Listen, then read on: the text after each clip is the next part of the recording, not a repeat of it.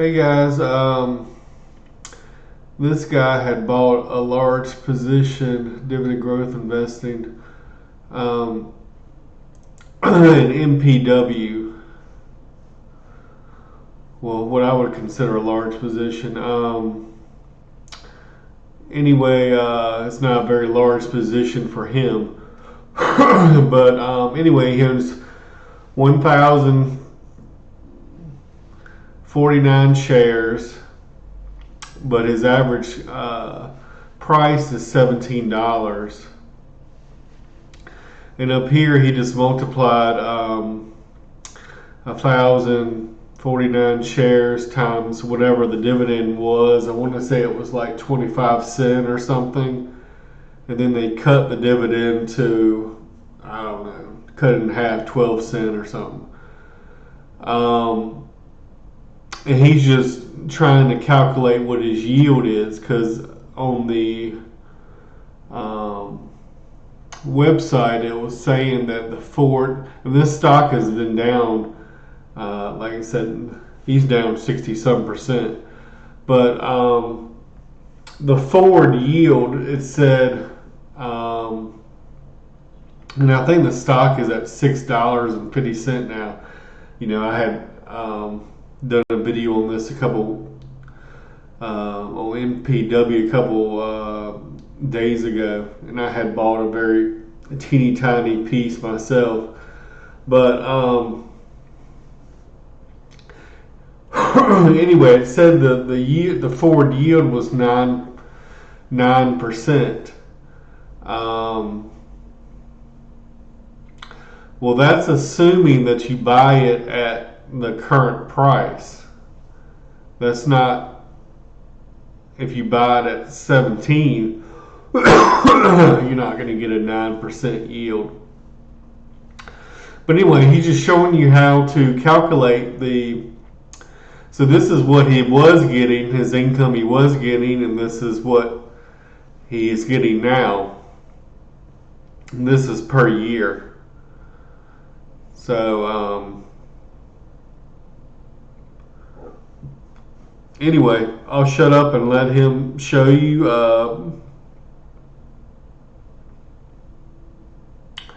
Basically, you just divide it by the price you paid. Anyway, I'll shut up and let him do it. 0.58 right here on the bottom left.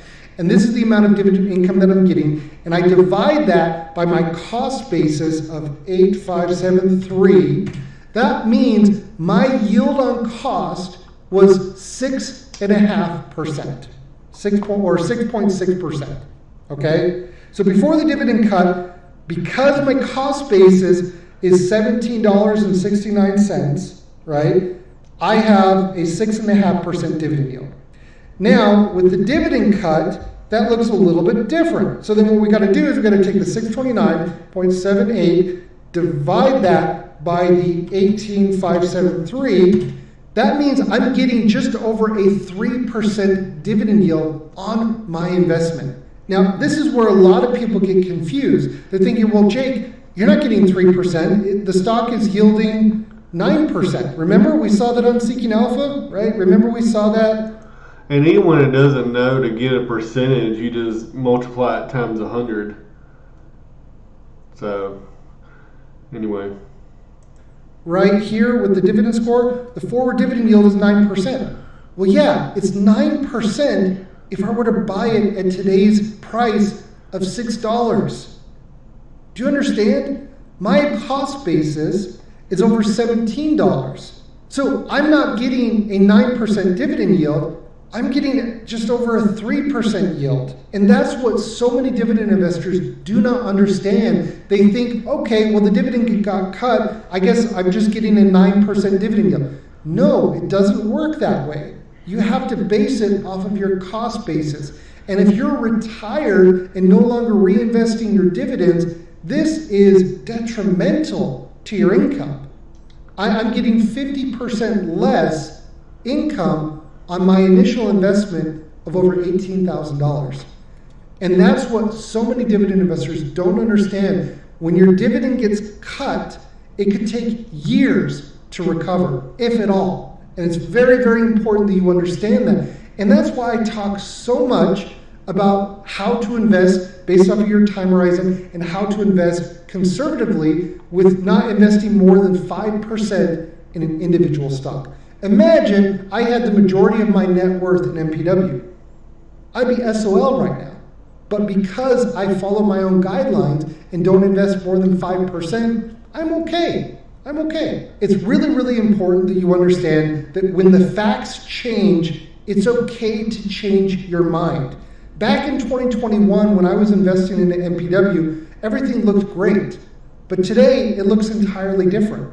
And if I were to decide to sell my position in MPW, which I have not yet definitively decided, I'm leaning more towards selling it. I've not decided yet, though. It's okay for me to change my mind because the facts have changed. And it's important to understand if the facts change, you're okay to. Anyway, guys, that was just a quick little video to show you how to calculate your dividend yield. So to recap, he took his yearly dividends and then divided it by the cost basis,